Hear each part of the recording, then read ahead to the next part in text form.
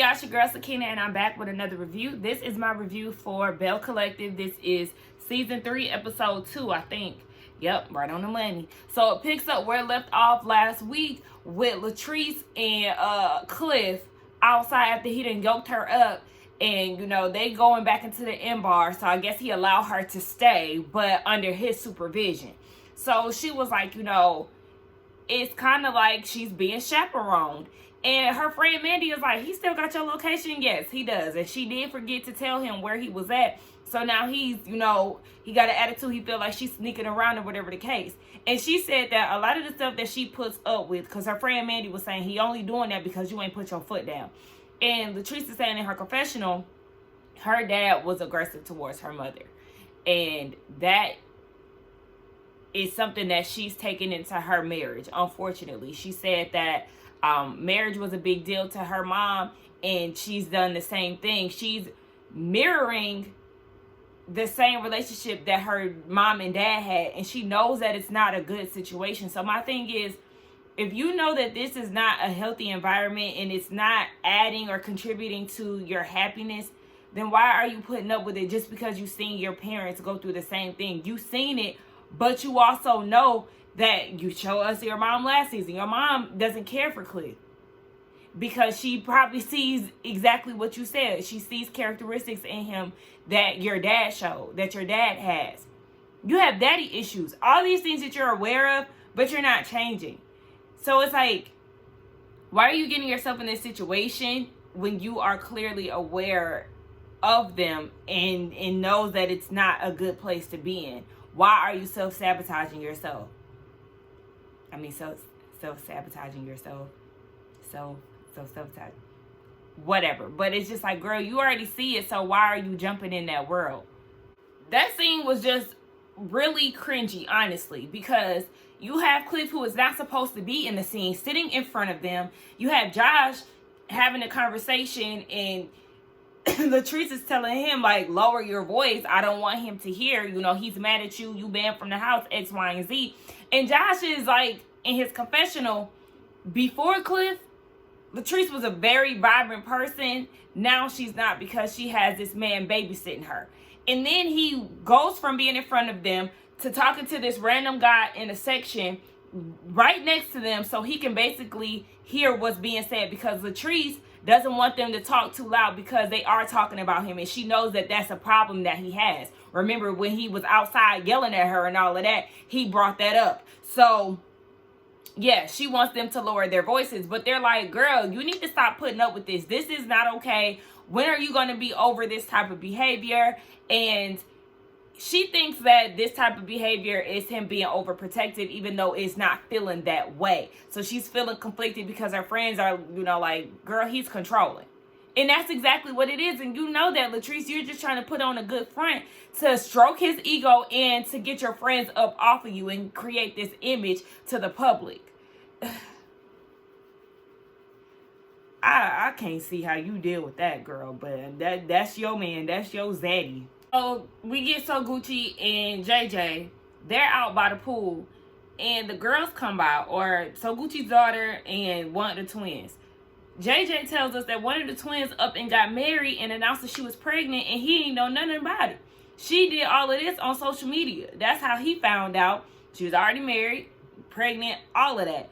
And he had to pull her to the side to have a conversation, because he feels like the mom knew about it and that she probably was a part of the wedding and everything. Now, the girl Star was saying that the mom didn't have anything to do with it, but the mom posted on social media, you know, a picture of her and her 3 daughters, and saying that one is dating, one is engaged, one is married, one is having a baby, whatever.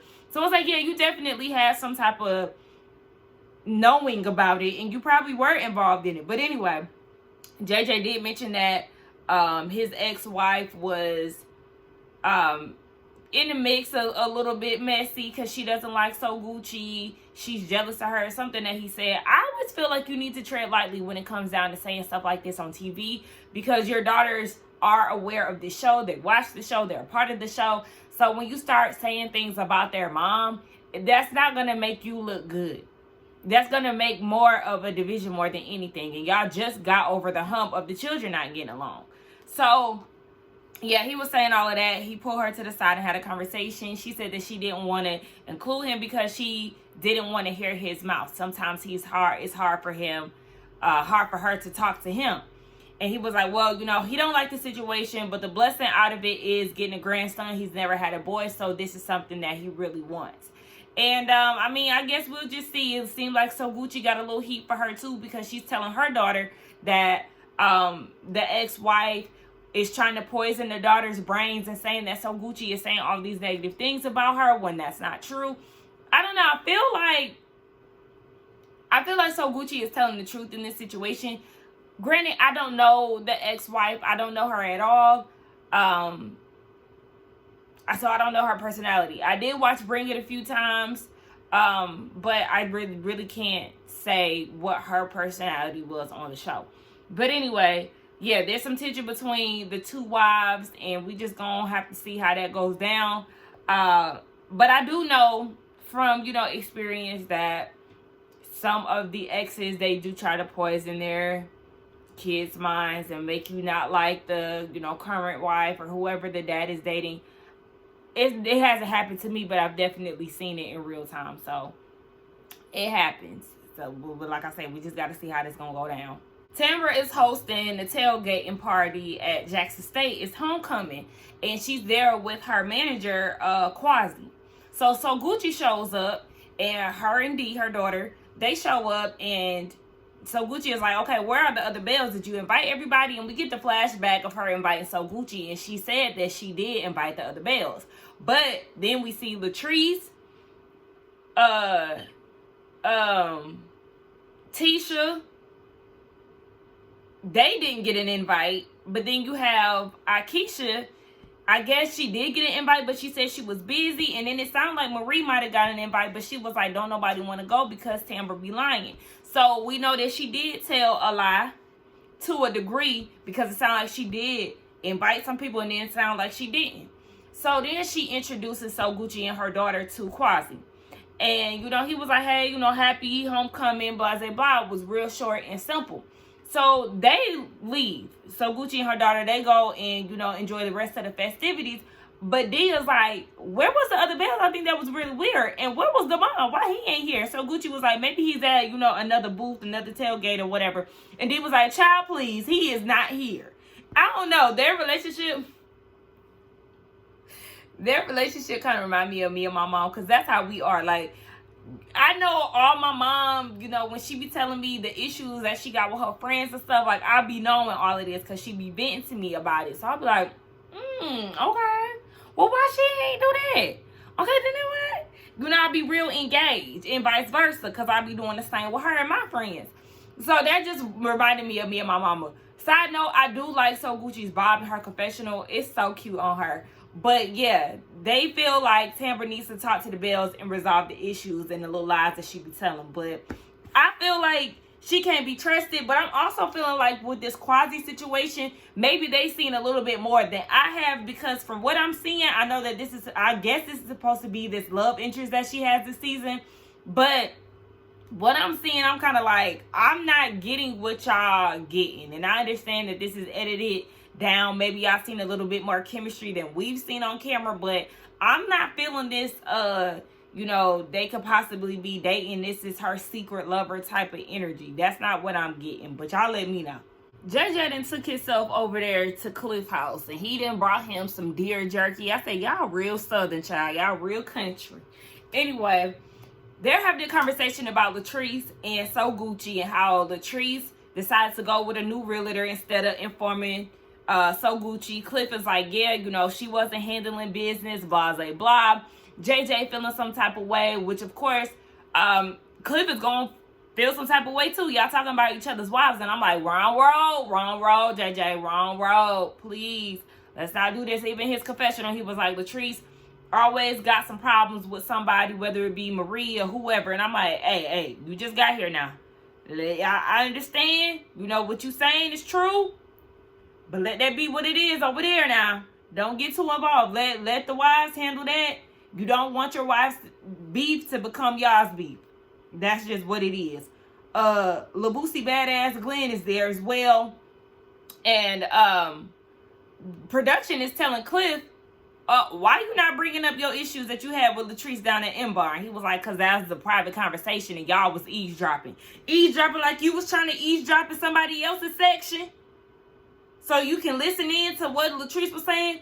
The eavesdropping like you was sitting in front of your wife trying to watch her and her friends and their conversations. Let's not do that. Glenn, you are not a victim in this whole Latrice situation. He's talking about, I don't want to, I said Latrice. Letitia. Tisha, her name Tisha. You are not a victim in this situation. You talk about you don't want to give up hope, X, Y, and Z. Baby, you thought because you were in the clear with the DNA test that y'all were supposed to be on the good foot? No, because at the end of the day, you still put her in that position. And then when she moved back in the house, you were still entertaining other women. So how do you feel like you're doing everything that you can to win her back, but when you got her back, you were still playing in her face? So then JJ asked Cliff if him and Latrice were going to the Star's baby shower hosted by his ex-wife. And I don't know what he said, but they then talked about how the ex-wife was cheating on JJ with Cliff. She told Cliff that it was a forced marriage. They were 2 weeks in within the marriage, that it was forced because she got pregnant by JJ. That's a mess. That is a mess. I mean, at least y'all can sit there and laugh about it. So Latrice is down. I'm sorry, y'all. I'm lotioning my feet. Latrice is at Goddess Lens with Josh. She want to check in on him. She did tell him what all Cliff said. And I meant to mention this in that scene, but I thought it was really strange that when Josh asked Cliff, do you have a problem with me? He was like, nah, I ain't got no problem. I'm just, like, basically he just chilling. But you was in the parking lot saying that you gonna check him right now. So you ain't had that same energy, and I just thought that was a bit strange. But yeah, she did inform Josh of the things that were being said because she wants him to be aware. And at this point, he's kind of trying to figure out where he stands with this whole thing. Especially because they're, they work together as well. So he feels like, what Cliff says goes. He knows her to be in control of her own business, but he still doesn't know because at the end of the day, that is her husband. And, she is very submissive to him, so he's unsure. But at this point, he said that he does not want to know about what's going on between Cliff and Latrice because she's like she's crying out for help, but then she goes back on it. She was like, it's not a cry out for help, it's venting. And I understand venting, but then I also understand how Josh feels about the situation because it's like, yeah, he sees it firsthand, being your friend and you saying certain things and then being under the same roof with y'all. He's definitely seeing how y'all operate and he doesn't like it. And for his own sanity, he has to remove himself from that situation. Be friends with you, still remain friends and maintain the friendship, but he wants out of hearing about your husband. And I understand that because I've been through that before, and I've been on both ends, honestly, to keep it real. I've had friends who tell me certain things. I'm like, I don't care to hear this anymore. And then I've been the one who was in a terrible relationship, and I just stopped telling my friends things because, yeah, they're still mad at him, and I'm still caping for him. So it's like it doesn't work that way. Latrice, girl, that's all I can say. So we had Gucci's workout event, 30 for 30. Burning calories, it's hot outside. JJ said he was sweating out his ponytail. Baby, you got one little bun and two braids in the bag. What a ponytail at? Anyway, Latrice and Tambra show up. The other girls, I keep saying Latrice. Letitia and Tambra show up. And Latrice gets there late. Oh, but before they talk about that, Dee and Tambra are feeling, I'm sorry. D and so Gucci are filling in JJ about Tambra's manager and how he was giving more of a man than manager. Again, I feel like it's a reach. Maybe they seen something that I haven't seen. I'm really not sure. So, anyway, Latrice gets there late in the midst of the workout. So Gucci is like, you and Josh, y'all late. Get them a band. Y'all would have been prepared. Y'all been on time. Like, get in here. But my thing is, Gucci, I understand she late, but let's not harp on that. Just get them a band and keep it moving. You ain't got to keep bringing up stuff. Just let it be what it is.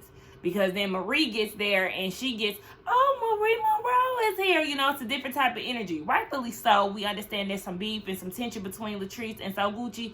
But still, after the workout, then here comes Tambra without that damn annoying accent that she does with her normal voice, talking to Marie. You didn't come to my event. You usually show up to everything. Yeah, Marie didn't want to go because you faking you phony. That's why. So then Latrice tries to insert herself in the conversation or, you know, just come around and see what they talk about. And Marie walks away because she was like, yeah, no, we're going to have this conversation later. I don't want to have it when she over here trying to eavesdrop and you know how she feel about Latrice. So then, So then Tisha comes in and they're having a conversation, Tambra, Latrice, and Tisha. So they're having a conversation, and Tambra's like, why didn't y'all come to the tailgate? They're like, girl, we didn't get invited. She was like, well, you know, I did invite y'all. I told So Gucci, I thought So Gucci was going to tell everybody. You told Marie and you told So Gucci. That's not you inviting everybody. So, yeah, once again, Tambra, you was lying. Because you told So Gucci at the radio station that you invited all the girls. And one thing you going to do is always invite them. So, yeah, now you sitting there looking stupid. Why do they keep putting out seasons of sisters? Make that make sense for me. Anyway, but Tisha walked away from the conversation and was like, I don't want to be the dark-skinned girl that's aggressive. I mean, I get what you're saying, but like, where did you get that from? Is that something that Tambra said? I don't know. I don't know. All right, so we get down to Star's baby shower. And Tambra is there, So Gucci and JJ, of course. I said, JJ, why did you have to give her that money on camera and then make it known that it was $2,000? I can't stand when people do little flashy flexes like that. Like, please, calm down. Please. Anyway, so Latrice gets there. And then production was like, you know, you and Cliff seem to be in a better place since M-Bar. Like, what's going on? She was like, no, next question. Yeah, because it's not as good as y'all presenting it to be. So, you know, everything is pretty much running a little late, according to So Gucci. You know, she's talking to Selena, the ex-wife, and, it's kind of funky, but, especially because So Gucci was like, I mean, you did something right in regards to it being hints of yellow, because So Gucci was wearing yellow, and Selena was like, yeah, I always get it right or whatever. So that was kind of snarky for So Gucci to say. And, yeah, that was just saying the food wasn't ready, all of that. So then Latrice and So Gucci, they have a little conversation, and there's some tension there between them. So Latrice was like, baby, let's just go outside and have a conversation. But what I didn't like was Latrice saying that she brought So Gucci into this group. And if you did, then you did. But then to go and follow up and say, I made you. No, we're not doing that, Latrice. That's too much. That's too much. So Gucci was already a successful realtor. And she was already successful in her workout, situation. So don't try to make it seem like you made her. You might have, broadened her business and her audience because you mentioned her or suggested her to be on the show. But as far as making her, no. And you would feel some type of way if somebody said that they made you because you on this show. No. But anyway, that was the end of the episode. Y'all let me know what y'all thought about it. Let's get down in the comments. Do not forget to like, comment, and subscribe to my channel. And I will see y'all in the next one. Bye.